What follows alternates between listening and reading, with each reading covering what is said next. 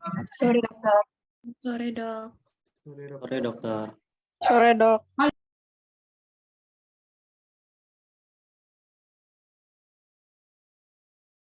Ada berapa jumlah mahasiswa? Mana kortinya? Selamat sore dokter, untuk mahasiswanya berjumlah 57 mahasiswa dokter. 57 artinya ini kurang lagi berapa? 3 orang dokter. Ya boleh tolong di info temennya.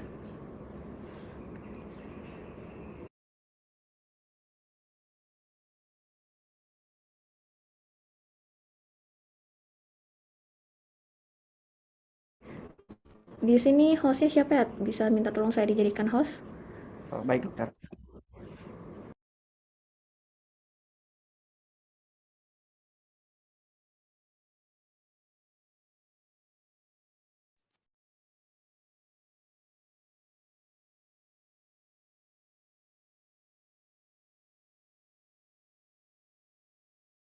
Sudah dokter.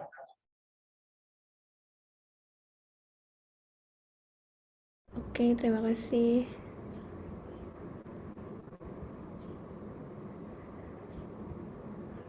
Tadi pagi perkuliahan sama siapa ya, Dek ya? Izin menjawab dokter, dengan dosen Pak Adi dokter, Pancasila dokter. Oke, Pancasila. Dari KGM nggak ada yang isi tadi? Atau kosong? Kosong ya? Tidak ada dokter, kosong.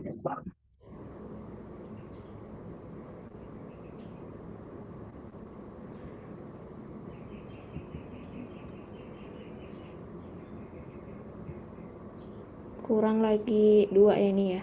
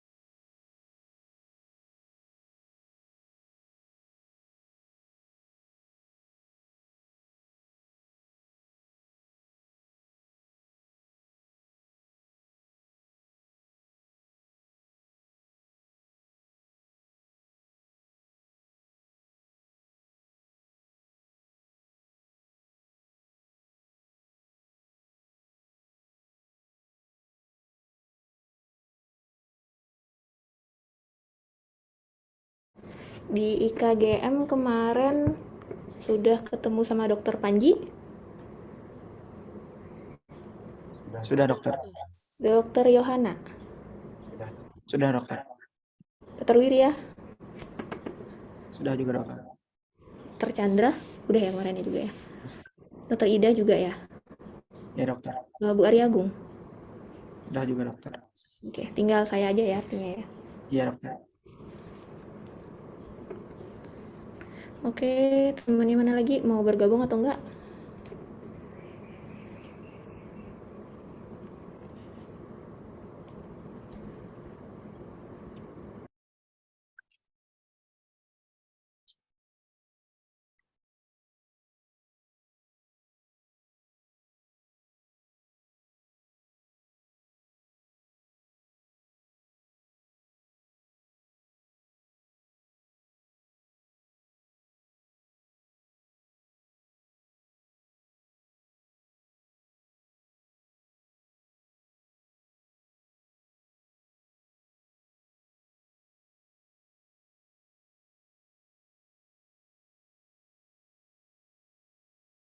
Oke, saya mulai aja ya biar cepat. Saya ada keperluan, saya kunci ini ya. Saya kunci roomnya. Oke.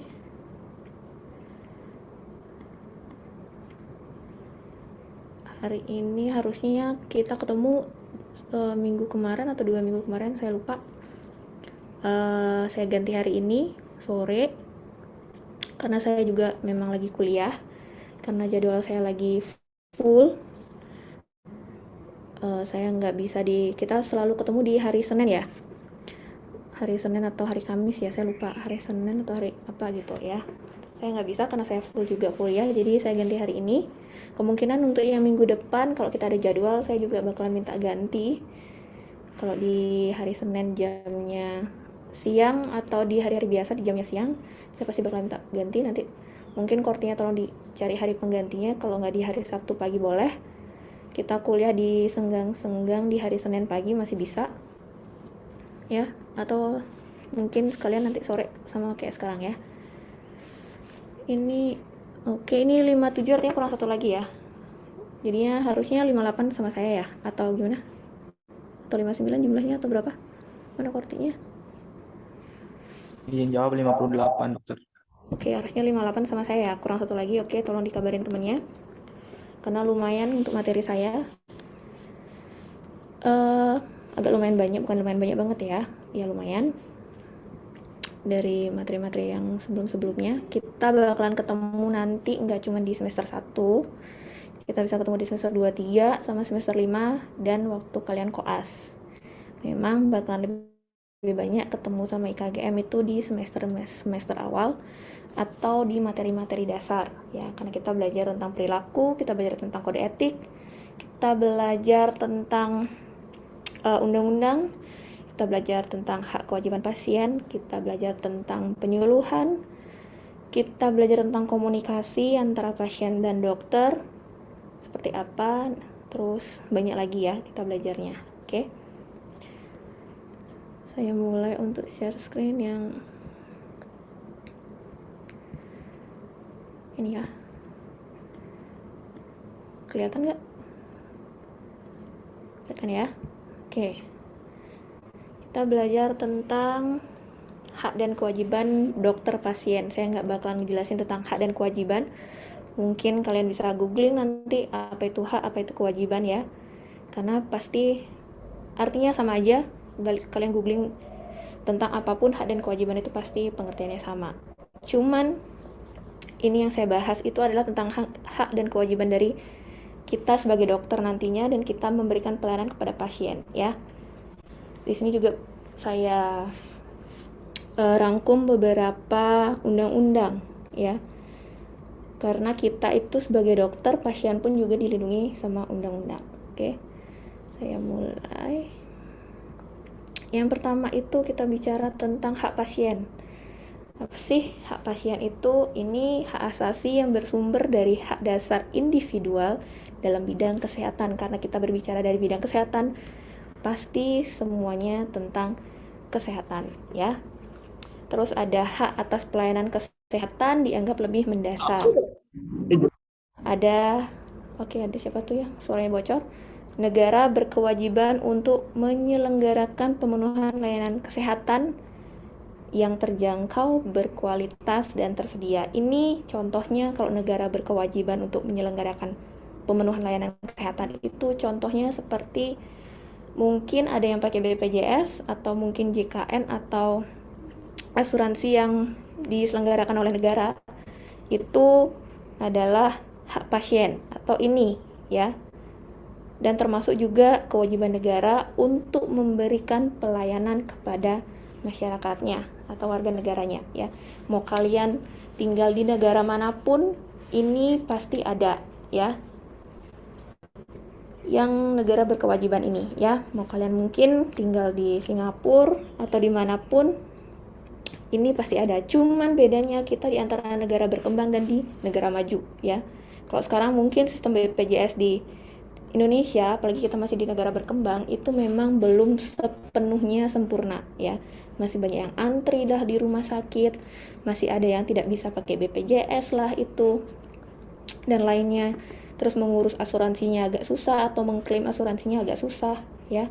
Itu banyak faktor sebenarnya, nggak cuman dari faktor pasiennya dan tempat pelayanannya dan dokternya ya, itu banyak faktor ya, kita nggak bahas ke sana. Oke, kita lanjut lagi. Ini hubungan antara dokter dan pasien sudah pasti itu ada yang namanya saling menghargai dan saling mempercayai ya. Ini sama aja halnya kayak kalian itu kalau sudah jadi dokter, itu hubungan kalian kepada perawat ya, hubungan kepada perawat juga. Oke, kalau di sini yang saya bahas adalah hubungan antara dokter pasien yang sudah pasti harus saling menghargai dan saling percaya ya. Ini kadang-kadang itu tidak seimbang karena relatif pasien itu lebih lemah. Itu karena apa? Nanti kita bahas di belakang. Itu banyak faktor ya. Relatif lebih lemah itu karena apa? Oke. Terus ada kekurangmampuan pasien untuk bela kepentingannya. Biasanya itu karena pasiennya ketidaktahuan, yang disebabkan karena ketidaktahuan. Terus ada timbul kebutuhan untuk mempersalahkan hak pasien dalam menghadapi profesi kesehatan. Ini biasanya mencakup nanti itu balik-balik lagi tentang hukum ya, karena ini kita juga bakal menyinggung sedikit tentang hukum kesehatan ya. Oke, seperti itu. Terus dilanjut lagi. Ini ada yang pakai 2 device ya atau gimana? Terus hubungan biasanya paternalistik atau pasien mengikuti dokter tanpa bertanya apapun itu dulu, seperti itu. Ya, pasien itu selalu diintervensi sama dokter, disuruh ibu harus begini, ibu harus begitu. Ya, kalau sekarang masyarakat itu sudah pinter. Karena apa saya bilang seperti itu? Karena mereka sebelum datang atau berobat ke dokter gigi atau ke dokter umum, mereka sudah pasti googling dulu. Ya, karena sekarang apapun itu pasti di googling dulu ya. Kadang kayak dia ini sakit gigi ya, datang dengan sakit gigi, oke, sudah ini dalam keadaan sudah pulpitis irreversible itu ya, kariesnya sudah sampai pulpitis irreversible, terus dia googling dulu misalnya dengan keyword di Google itu gigi ini ada bercak hitam misalnya, seperti itu kan ya. Terus dia googling, ternyata itu namanya kan karies. Oke, dia googling, terus dia googling juga penanganannya itu seperti apa, obatnya itu seperti apa ya. Jadi dia datang ke klinik gigi dengan data atau sumber yang dia punya dari sana ya kan. Terus mereka itu bakalan bertanya, dok ini seperti apa sih, dok ini seperti apa sih, dok ini bagaimana ya dok, kenapa ini tidak begini, ini kenapa tidak begitu. Karena kebanyakan pasti begitu, karena sekarang masyarakat atau pasien itu sudah banyak yang pintar ya. Makanya kenapa kalian dari sekarang itu banyak-banyak membaca biar kalian tidak dibalikkan oleh pasien ya. Karena dimanapun sebenarnya memang dokter itu punya kendali, tapi untuk tidak sekarang saat ini, karena bisa aja itu akan diputar sama pasien, jadinya pasien yang punya kendali ya. Seperti itu. Sebenarnya hubungan antara pasien sama dokter itu sebagai partner ya, setara kedudukannya di mata hukum. Kenapa saya bilang begitu? Kita sebagai dokter, kita juga di bawah lindungan hukum. Mereka sebagai pasien, mereka juga ada di bawah lindungan hukum ya. Itu kalau di hukumnya itu ada di kode etik kedokteran, entah itu kedokteran gigi atau di kedokteran umum ya. Landasan apapun dari rumah sakit, dari masalah pelayanan, dari hak dan kewajiban, dari hak pasien, dari haknya dokter, dari kewajibannya pasien, dari kewajibannya dokter ya. Itu semua landasannya melalui hukum ya. Apapun, entah kalian juga bertindak, kalian mendiagnosis, apapun kegiatan kalian yang kalian lakukan itu adalah dilindungi oleh hukum atau kalian dilandasi oleh hukum ya. Terus pasien dan dokter sama-sama punya hak, sama kayak tadi saya bilang ya. Kita bakalan banyak belajar Tapi itu ada beberapa pasal, cuman saya ambil pasalnya yang penting-penting aja ya, karena nanti kalian di belakang-belakang bakalan dapat lagi ya. Ini antara dulu dan sekarang. Kalau dulu hubungannya antara pasien dokter itu sangat dekat, kalian bisa maksudnya mulai bercerita, terus waktunya itu lebih banyak, pasien itu juga tidak terlalu banyak, tidak terlalu membludak seperti sekarang ya.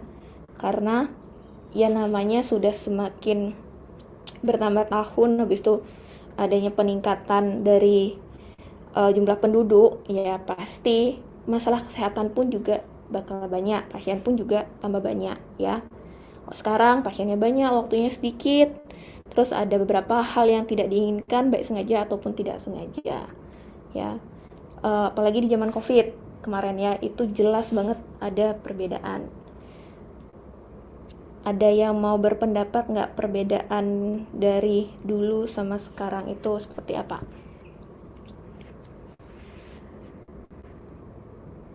Ada yang mau berpendapat?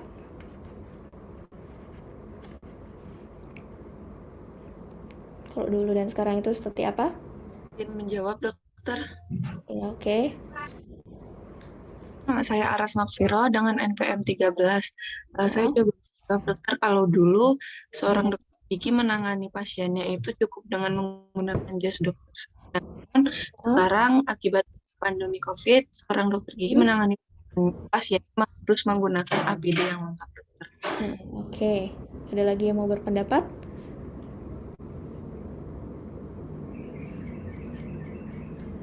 Ada lagi yang mau berpendapat?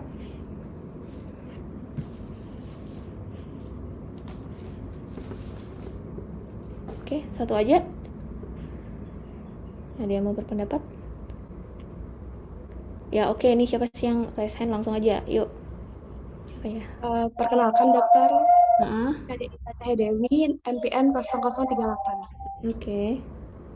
Kalau dari pandangan saya itu, dokter zaman sekarang pada saat pandemi lebih mengandalkan teknologi seperti teledentistry untuk berkomunikasi atau berkonsultasi dengan pasien secara online. Bahkan mulai lebih banyak digunakan dibandingkan sebelumnya. Sedangkan dulu saat sebelum pandemi, dokter dan pasien dapat berkonsultasi dengan bertemu secara langsung sehingga teledentistry jarang digunakan. Oke, ada lagi? Yuk. Yuk, ayo.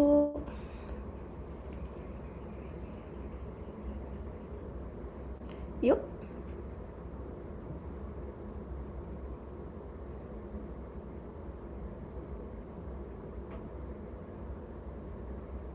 Yuk, ada lagi mana? Masa dua aja. Ini yang cowok-cowok mana sih? Nah, oke, ini ada yang raise hand, ayo. Jadi berpendapat dokter, nama saya Madida Fabeka Pilanta dengan nomor absen atau NPM 28. Jadi pada zaman dulu itu pasien masih belum banyak mengetahui tentang penyakit gigi, jadi mereka langsung mempercayai kata dokter. Tapi kalau di zaman sekarang itu banyak yang sudah mulai mempelajari tentang penyakit gigi, jadi bisa saja mereka meragukan perkataan dokter gigi. Begitu dokter. Oke, ada lagi. Ini siapa nih? Izin menambahkan dok. Oke, silakan. Mungkin dulu sebelum pandemi orang kalau ke dokter bisa berkontak fisik, tapi kalau sekarang mungkin ada social distancing. Terus juga kalau sekarang mungkin lebih ada untuk konsultasi atau itu perlu kartu vaksin kayak gitu dok. Oke, kontak fisik itu maksudnya pegangan tangan gitu ya, pelukan gitu ya? Enggak, maksudnya nggak boleh berdekatan gitu dok. Oke, ya, nggak boleh berdekatan jaraknya. Oke. Iya, dan maksudnya. Oke. Terus ada lagi? Siapa lagi? Izin berpendapat dokter. Oke. Nah, karena nama saya Aris Saraswati, NPM 02. Nah, jadi dulu itu seperti yang slide dokter, jadi dulu itu kan pasiennya belum banyak, jadi pasien yang dulu tuh belum terlalu aware gitu dengan kesehatan gigi dan mulut. Sementara sekarang pasien tuh sudah sadar dengan kesehatan gigi dan mulut sehingga pasien yang sekarang itu lebih banyak dari yang dulu. Itu dokter, terima kasih. Oke. Ada lagi? Ada lagi? Nggak ada yang salah loh kalau kalian tuh berpendapat, saya nggak pernah bilang salah ya, karena pendapat itu ya pasti bakalan ditampung ya, kecuali jawaban baru bisa itu yang namanya salah ya. Kalau pendapat pasti banyak benernya. Ada lagi? Yuk, ada lagi. Oke, dari ini ya, dari semua tadi yang kalian berpendapat itu, akhirnya ada juga yang ngomong tentang teledentistry ya. Kalau dulu mungkin sebelum pandemi emang kita tuh sering main gadget, main sosial media, cuman tidak segencar setelah pandemi. Kenapa saya bilang seperti itu? Karena setelah pandemi itu banyak banget tentang promkes atau promosi kesehatan ya, di mana-mana. Entah itu klinik, entah itu rumah sakit ya, entah itu lembaga kesehatan, entah itu lembaga pendidikan, sampai di kementerian, sampai presiden pun itu bikin promkes atau promosi kesehatan ya. Itu yang paling sangat berbeda ya. Dan penggunaan teledentistry yang kayak tadi ada temannya bilang tentang penggunaan teledentistry, atau kalau kita bilangnya sering itu telemedicine ya, kayak gitu. Karena apa? Di zaman yang sekarang semuanya sudah serba yang tinggal cuman sekali klik kalian sudah dapat penanganan ya. Daripada kalian antri, mendingan kalian buka webnya atau kalian buka aplikasinya untuk cari nomor antri sambil kalian geloyoran, atau kalian sambil nonton drama Korea, itu masih bisa. Jadinya nggak perlu kalian panas-panasan tuh, nggak perlu kalian antri ya. Itu jadinya termasuk dalam efisiensi dari waktu ya. Nggak kayak dulu kalian kalau mau ke dokter harus telepon, udah sampai nomor berapa, saya mau daftar, jadi disuruhnya harus datang ibu, nggak boleh daftar lewat telepon, harus ikut antri dan bla bla bla gitu ya. Itu yang paling signifikan banget perbedaannya. Oke, saya lanjut lagi. Ini September tahun 81 ya, nggak tahu bener apa enggak karena saya juga belum lahir. Ini musyawarah yang ke-34 itu dari Asosiasi Kedokteran Sedunia atau WMA, itu di Lisabon. Saya nggak tahu tuh di Lisabon tuh di mana juga ya. Ini mereka itu mendeklarasikan tentang hak-hak dari pasien ya. Yang tadi saya bilang, tadi sempat saya bahas, itu hak pasien itu nggak cuma satu doang yang dia berhak untuk mendapatkan pelayanan, berhak untuk ini, untuk itu ya. Ternyata banyak banget hak dari pasien ya. Ini kalian harus pelajarin kalau kalian udah jadi dokter gigi ya, ataupun nanti kalau kalian yang menjadi pasien ya. Oke, ini kita lihat hak untuk memilih dokter secara bebas. Sama kayak tadi saya bilang, kita tidak boleh mengintervensi pasien. Kita bilang, ke dokter ini aja ibu, bagus. Ke dokter ini aja ibu, bagus. Itu nggak boleh ya. Mengintervensi pasien itu seperti itu nggak boleh. Kecuali kalian mengintervensi kalau kalian mau merubah perilaku mereka. Contohnya kita sebagai dokter gigi, kita ingin merubah perilaku pasien itu adalah cara menggosok giginya. Kita nggak pernah bilang cara menggosok gigi dia tuh salah atau benar, cuman kita lihat frekuensinya dia gosok gigi, durasinya dia gosok gigi ya, seperti itu merubah perilaku ya. Kalau itu boleh diintervensi. Kalau kalian mengintervensi untuk memilih dokter, itu tidak boleh ya. Itu pun kalau di undang-undang kedokteran itu ada dasarnya ya, itu ada pasalnya juga ya. Nanti kalian bisa diproses hukum kalau kayak gitu ya. Terus ada hak untuk dirawat dokter yang memiliki kebebasan dalam membuat keputusan klinis dan etis tanpa pengaruh dari luar. Yang ini, kalau yang ini itu misalnya tidak pengaruh dari dokter-dokter lain yang menjelek-jelekan sejawat ya. Jangan deh ke dokter ini, soalnya dokter ini begini, soalnya kemarin pasiennya ada yang meninggal tuh gara-gara dioperasi, ngomongnya kayak gitu. Kemarin ada pasien yang ini tuh gara-gara di scaling, ada yang bleeding tuh gara-gara di scaling sama dia, kesini aja karena dokternya tidak telaten, ngomongnya kayak gitu. Itu nggak boleh ya, itu nggak boleh. Terus yang ketiga, hak untuk terima atau tolak pengobatan setelah menerima informasi yang adekuat. Kalau yang ini, untuk menolak pengobatan itu semisalnya adalah dia sudah kariesnya mencapai pulpa, itu sudah masuknya pulpitis irreversible, dan dia harus dirawat saluran akar, tapi pasiennya setelah kita kasih informasi, biayanya lebih mahal. Terus dia mencari opsi. Maaf dok, ini ada nggak perawatan yang lain? Kita bilangnya, ada. Itu pencabutan. Cuman dokternya menyarankan ini bisa dipertahankan ibu di ini aja, di perawatan saluran akar aja. Pasien itu berhak buat nolak, ya.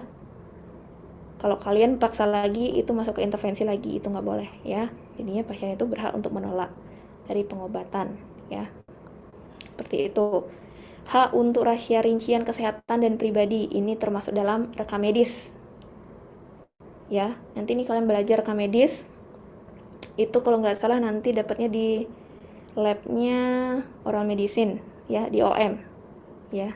Itu ini pasien itu berhak untuk minta sama dokternya untuk merahasiakan diagnosanya. Apalagi misalnya pasien itu, kalau mungkin ya ada yang sering nonton sinetron, ya, itu sering banget itu di sinetron itu ikan terbang, di stasiun ikan terbang itu sering banget. Kalau ada keluarganya yang sakit nih, CA gitu kan, cancer rongga mulut, bilang tuh sama dokternya sambil nangis-nangis kayak drama, ya, ngomongnya bilang biar menutupi dari keluarganya, biar keluarganya nggak sedih, yang kayak gitu-gitu, ya. Itu namanya pasien itu berhak untuk minta dirahasiakan, kecuali kalau misalnya pasien itu meninggal karena kecelakaan atau pembunuhan, yang kayak gitu, ya, di autopsi, itu boleh dibuka rekam medisnya. Tapi ada tapinya, harus ada persetujuan dari pihak berwenang, ya, karena itu tidak bisa sembarangan rekam medis itu disebar, ya. Itu nanti kalian kena pasal lagi undang-undang, ya.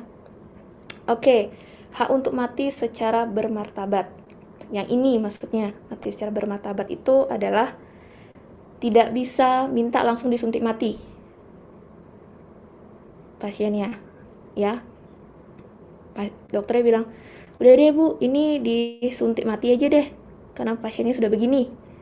Itu nggak boleh, ya. Jadi pasien itu pasti bakalan minta, maaf dok, bisa nggak, mungkin kalau saya, atau nggak, keluarga pasien mintanya, kalau memang sudah tidak bisa bertahan, apalagi pasang alat, ya, sudah pemicu jantung dan lain-lain, itu pasti mereka minta sama dokternya, itu dilepas pelan-pelan. Jadi nggak usah dilepas sekalian, dilepas pelan-pelan, di satu-satu alatnya yang dilepas, kayak gitu, ya. Jadinya masih ada rasa manusiawinya. Oke. Yang terakhir itu hak untuk terima atau tolak layanan moral dan spiritual. Ini lebih ke kayak pakai dukun. Kalau orang Bali bilangnya balian, ya. Mungkin ada yang orang Bali itu sering banget, sering berobat, ternyata nggak ada ininya, nggak ada penyakitnya, telah dibawa ke medis, ternyata dokternya minta untuk dibawa ke balian, atau dibilang kayak gini, sama dokternya, ibu, ini kalau dari medis itu tidak ada keluhan dan yang lain-lain, coba dibawa untuk ke sini untuk ditanyakan dan lain-lain. Cuman pasiennya menolak. Dia percaya kalau ini adalah penyakit medis, seperti itu, ya. Oke, kita lanjut lagi. Oke, sebentar ya, Dik, ya. Saya terima telepon dulu.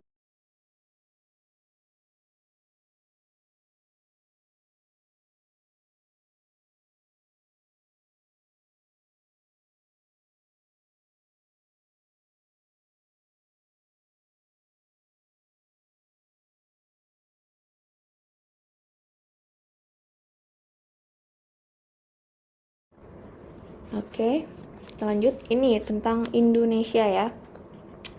Baru sebagian kecil masyarakat tahu hak sebagai pasien diberlakukan hanya pada kode etik dokter, ya memang benar. Belum ada jaminan hukum, ya dulu memang seperti itu. Di Indonesia masih sangat kurang. Ya, kalau di negara-negara yang lain yang sudah maju, itu benar.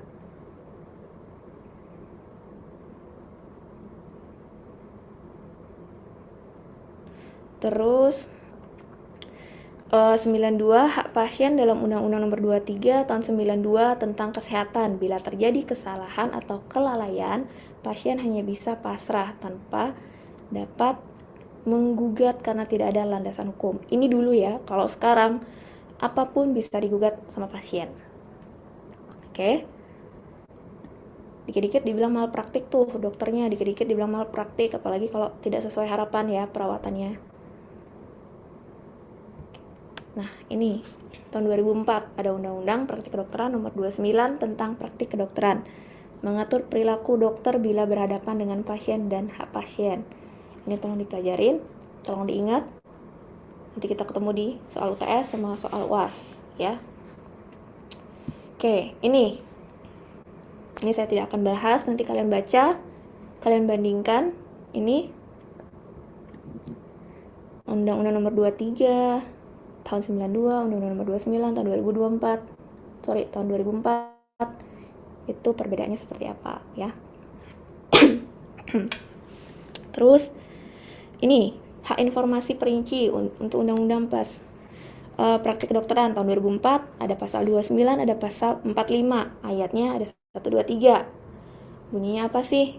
Ini seperti ini ya. Penjelasan lah secara lengkap, persetujuan yang diberikan, tindakan dari kedokteran gigi atau dokter umum terhadap pasien itu harus ada persetujuan. Itu balik lagi ke informed consent ya. Nanti belajar informed consent itu kalau nggak salah di labnya oral medicine juga informed consent ya.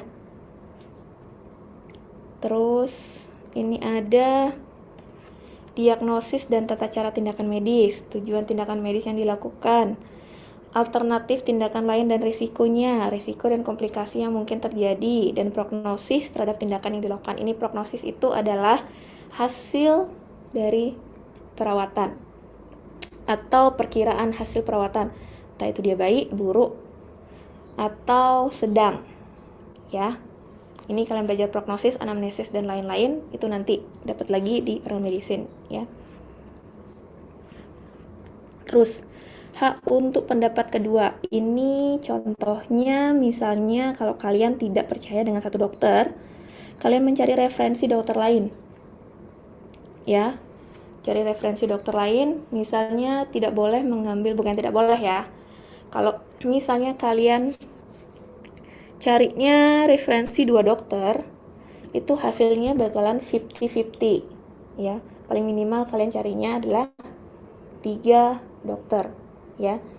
Jadinya untuk dokter A dan dokter B itu beda pendapat, lalu pada dokter C dia ikut pendapatnya dokter A ya. Jadi kalian bisa mengambil tindakan, diagnosisnya apa sebenarnya gitu ya. Jangan sampai 2 karena ini 50-50 ya, agak susah nanti. Terus ini ada untuk hak untuk pelayanan sesuai dengan tindakan medis, diperlukan untuk menjaga supaya pasien benar-benar mendapatkan pelayanan yang diperlukan sesuai dengan kebutuhan penyakitnya. Jangan kalian misalnya dia perlu cuma ditambal, tapi kalian bikin dia perawatan saluran akar, itu berlebihan. Malah kalian bikin pasiennya jadi sakit. Yang harusnya bisa ditambal, kalian cabut giginya ya. Itu harus benar-benar menegakkan diagnosa nanti. Oke. Terus kita punya waktu sampai jam berapa ya? 17.40 ya. Oke. Ini untuk menolak tindakan medis yang tadi saya bilang, sama isi rekam medis hak pasien itu juga apa? Menolak untuk berobat ke dokter lain atau butuh perawatan untuk penyakit lain ya. Ini hak untuk ganti rugi. Ada yang tahu nggak contohnya kalau hak untuk ganti rugi?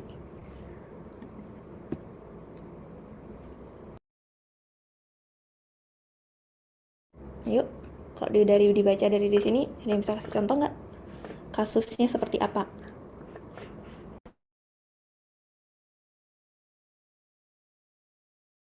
Siapa yang mau berpendapat?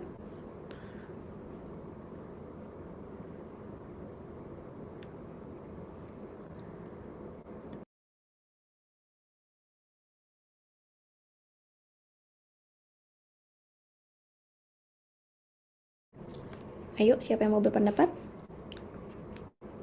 Oke. Ya, siapa nih? Boleh, silakan. Izin berpendapat dokter. Jadi dulu Dava pernah baca berita ada seorang dokter di Austria yang salah mengamputasi kaki pasiennya. Jadi yang harusnya kaki kanan diamputasi, ini malah kaki kiri. Jadi dokter itu harus mengganti rugi pasiennya dokter. Oke, ada lagi? Izin menjawab dokter. Ya. Jadi dulu tuh kan ada kasus itu yang dokter gigi seharusnya menambal gigi yang bolong tersebut, tapi dokter gigi tersebut malah mencabut gigi tersebut dokter. Jadi dokter gigi itu harus mengganti rugi dengan cara membuatkan gigi palsu dokter. Oke, ada lagi?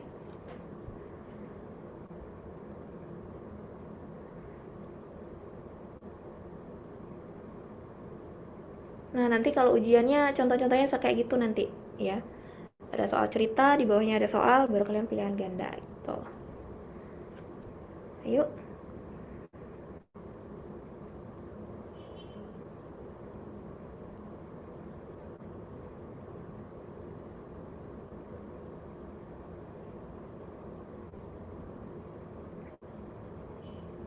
Ayo, siapa lagi?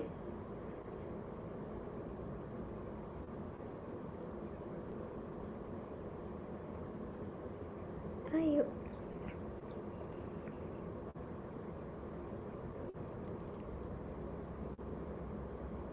Ayo.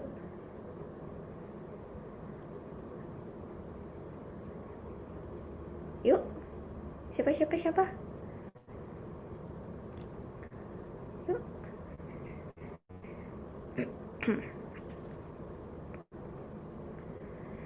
Siapa?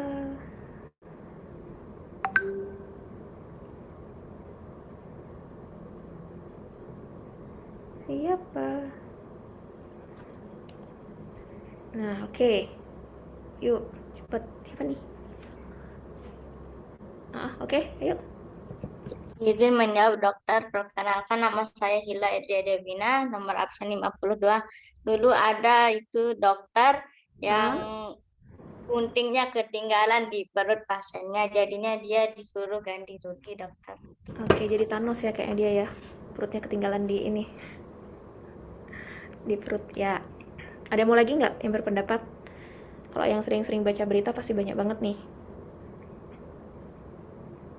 Ada yang mau berpendapat lagi?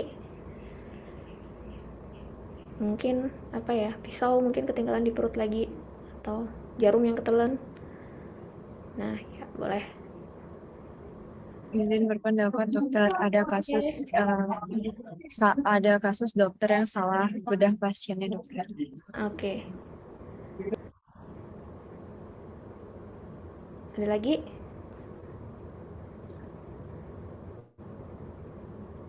Ada lagi? Ada lagi? Oke, sorry. Oke, ini ya yang saya bahas. Ya, tadi maksudnya banyak banget ya kalau kalian baca kasus itu, entah nggak cuman kasusnya di jurnal pun juga banyak. Ada yang memang benar, ada yang entah guntingnya lah yang ketinggalan. Ada misalnya pasiennya malah nggak sengaja buat telan jarum. Dulu pernah di kampus Saraswati, pasien anak-anak itu perawatan pulpektomi.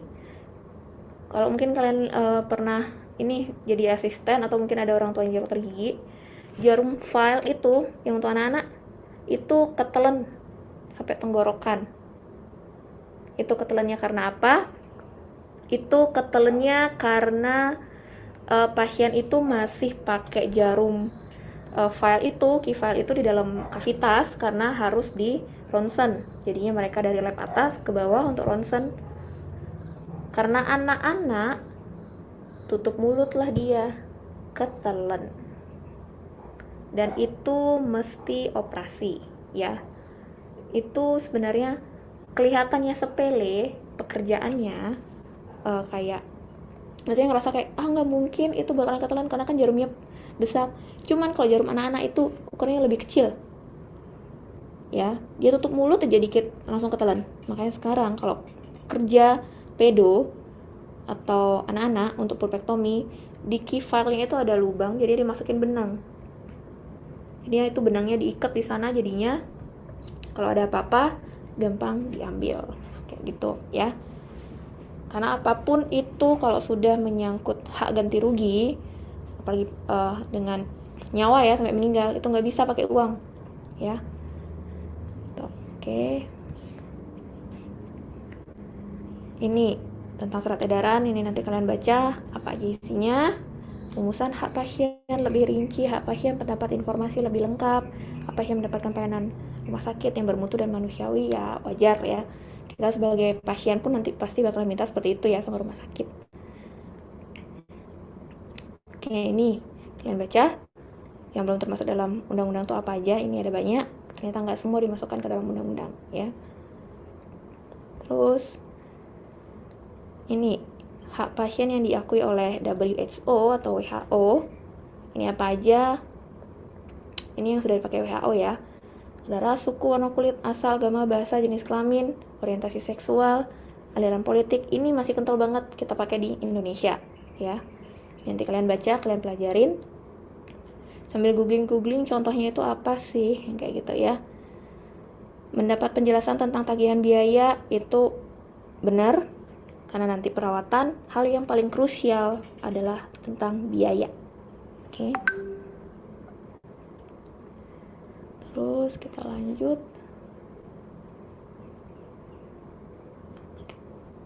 Kita lanjut tentang kewajiban pasien dalam pelayanan medis.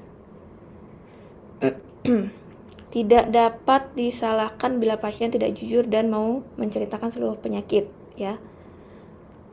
Itu kita sebagai dokter tidak bisa disalahkan, apalagi pasiennya itu tidak jujur tentang riwayat penyakitnya, ya.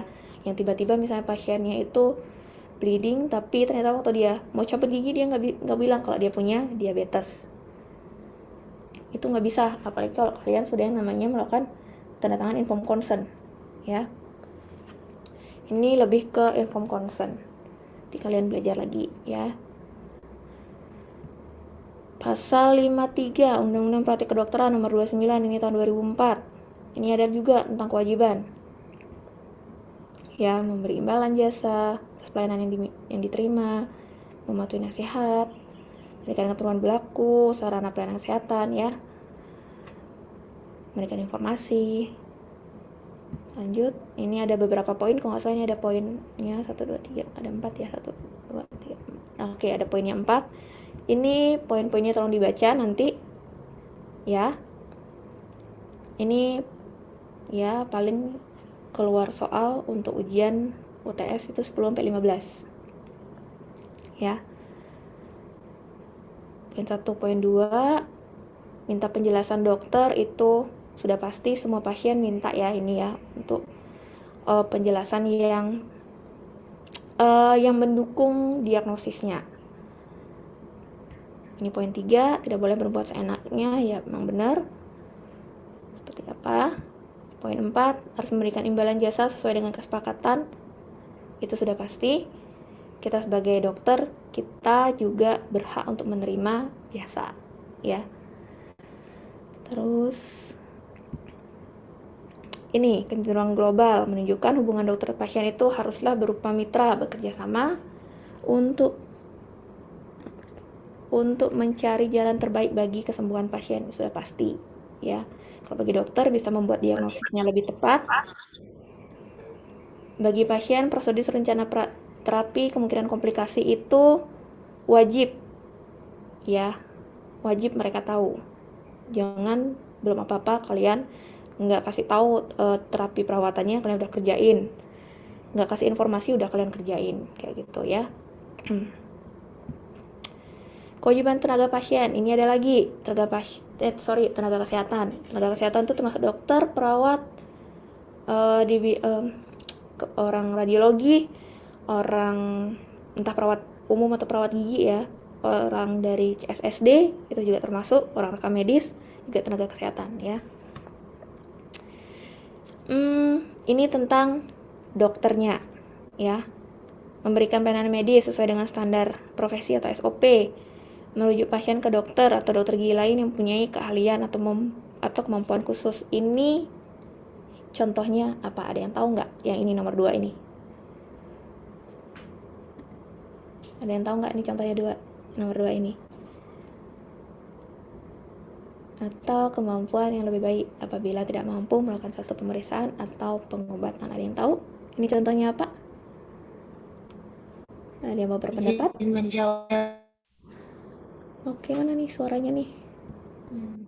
Contoh yang kedua itu misalnya kalau Siapa seorang nih? Ingrid Oke. NPM 054. Oke. Misalnya ada seorang pasien datang ke praktek dokter gigi umum dan keluhan penyakitnya itu seharusnya ditangani oleh dokter gigi spesialis dokter. Maka dokter gigi umum itu harus merujuknya ke dokter gigi spesialis yang memiliki keahlian dan atau kemampuan yang lebih baik dokter. Oke, kasusnya itu tentang apa yang dirujuk ke spesialis misalnya? Takutnya cuman di scaling. Itu GP kan masih bisa tuh kerjain. Misalnya kalau misalnya scaling yang seperti apa yang harus dirujuk ke SPP Rio? Atau apa, kasusnya apa?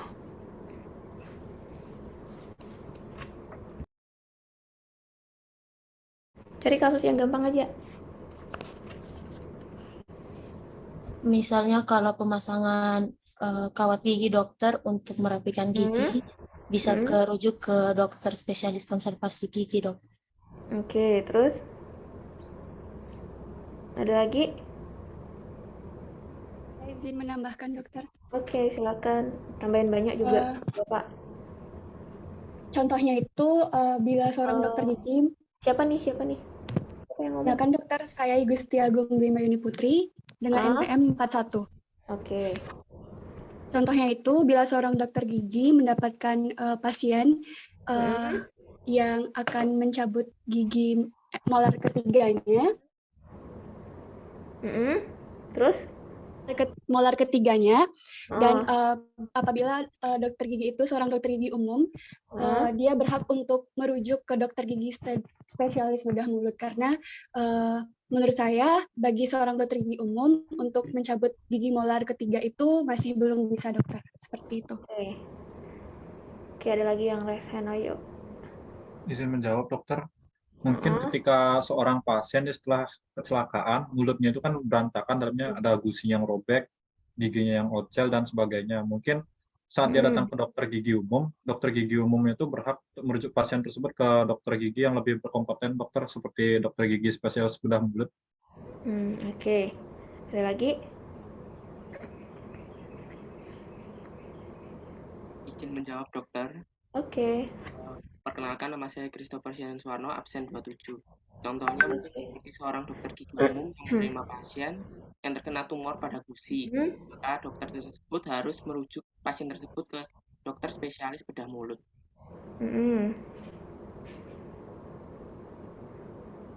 Terus ada lagi?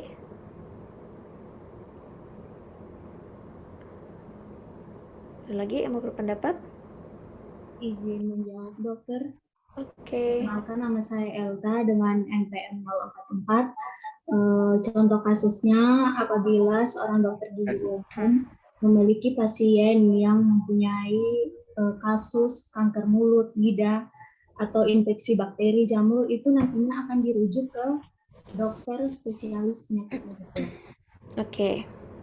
Ada lagi? Ini siapa nih? Oke, ada lagi? Izin berpendapat dokter. Oke. Contoh kasusnya itu seperti kebetulan ini anggota keluarga saya yang waktu itu terkena tembakan peluru gitu saat dibawa ke klinik yang dekat rumah itu dokternya bilang harus ditangani oleh spesialis bedah, maka harus dirujuk ke kota, seperti itu dokter. Oke, ada lagi? Izin berpendapat dokter. Oke. Boleh, silakan. Saya Niluputu S1 Maladinanti dengan NPM 46. Oke. Misalnya pada dokter gigi yang menangani bentuk gigi pada anak-anak, yaitu gigi copot, gigi bengkok, ataupun gigi berlubang, infeksi gigi atau gigi busuk, maka bisa disarankan ke dokter gigi spesial atau ke dokter spesialis gigi anak. Seperti itu. Oke, ada lagi? Biar pada ini nih googling kasus-kasus.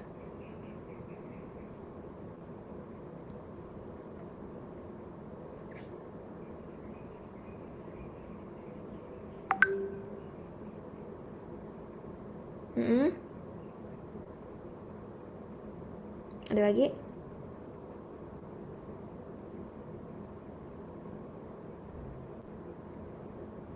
Izin menambahkan, dokter.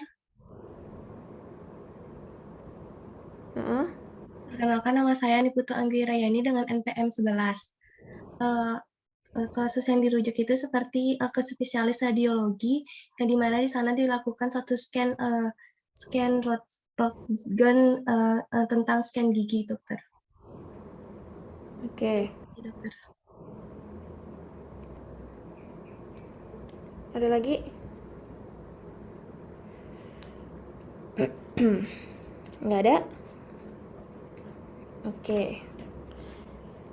Dari semua yang kalian bilang itu ya emang benar ya. Kita itu sebagai GP, karena kalau kalian udah selesai UKMP, kalian OSCE, itu kalian jadi dokter gigi, itu statusnya masih GP ya, si dokter gigi umum. Itu kompetensinya memang ada ya. Tidak semua kompetensi itu kita bisa ambil. Kayak misalnya odon kelas 3 itu kerjaannya SPBM. Kita cuma bisa ambil yang kelas 1. Kalau kita mau kerjain orto, ternyata dia itu kelas 2 atau kelas 3, itu nggak bisa. Apalagi kalau memang sudah ada yang namanya sampai bedah ortognati, itu nggak bisa. Pasti rujuknya dokter SP orto atau SPBM ya. Terus kalau ada yang namanya oral cancer ya, karsinoma, itu punyanya BM atau OM atau penyakit mulut ya, PPM kayak gitu. Untuk yang anak-anak memang GP bisa ambil, cuman biasanya kalau yang penanganannya lebih ekstra, kalian harus merujuk ke spesialis gigi anak. Ya, kayak gitu. Nanti kalian bakalan banyak banget belajar tentang yang mana namanya rujuk, yang mana namanya konsul. Itu ada. Itu perbedaannya ada. Nanti kita belajar di belakang ya. Oke, seperti itu. Ini berdasarkan Undang-Undang Nomor 8 tahun 9 tentang perlindungan konsumen, karena pasien itu adalah termasuk konsumen juga ya.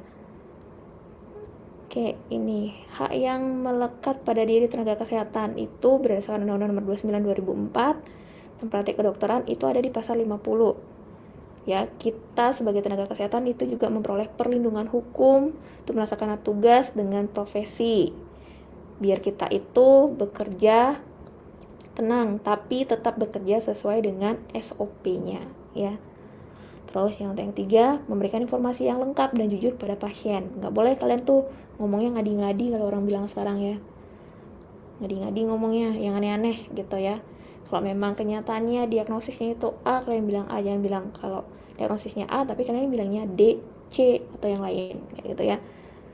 Dan hak yang paling kita tunggu kalau kita sebagai GP, sudah pasti kalian menerima imbalan jasa ya. Itu biaya. Ya nggak mungkin dong kalian selalu datang pasien itu gratis ya. Mungkin kalau keluarga nggak masalah. Kalau semuanya kalian gratisin, ya kapan kalian ini punya duitnya ya kan? Gitu. Oke, ini yang paling sering digarisbawahi ya, yang ini imbalan jasa. Oke, selesai, sudah habis. Ada yang mau bertanya? Mungkin ada yang mau berpendapat? Ini kortinya mana ya? Ketemu saya itu di tanggal berapa sih? Kok saya lupa? Minggu depan.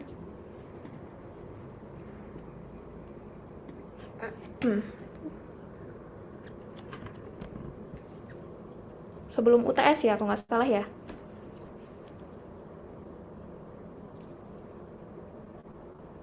Kortinya mana?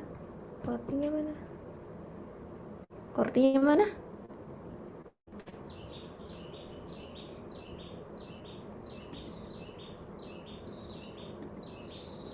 Kortinya mana? Kurnia nggak ada nih. Halo dokter. Oh iya dokter. Kita ketemu tanggal berapa ya? Sebentar dokter, saya cek jadwal dokter.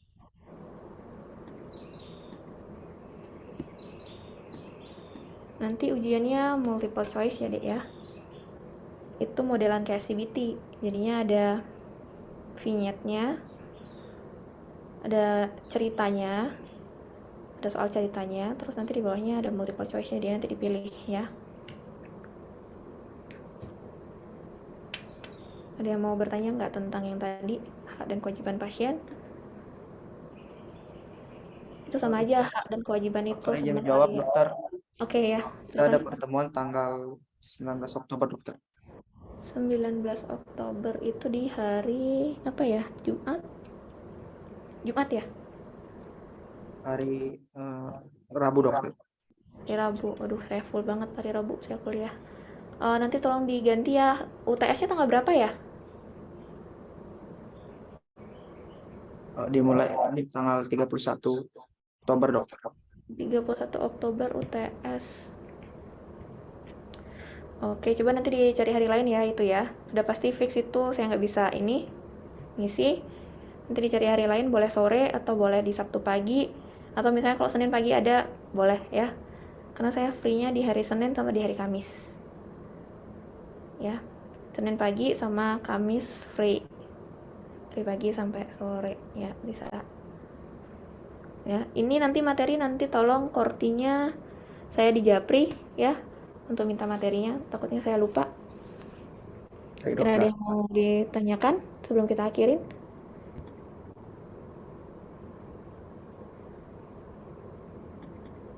Nanti ini saya tunggu nilainya biar bagus ya di UTS, biar nggak remedi terus.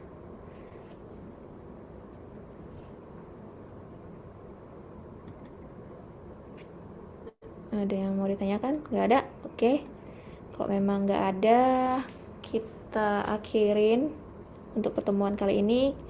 Sampai ketemu di minggu depan dan ketemu di UTS nanti sama UAS.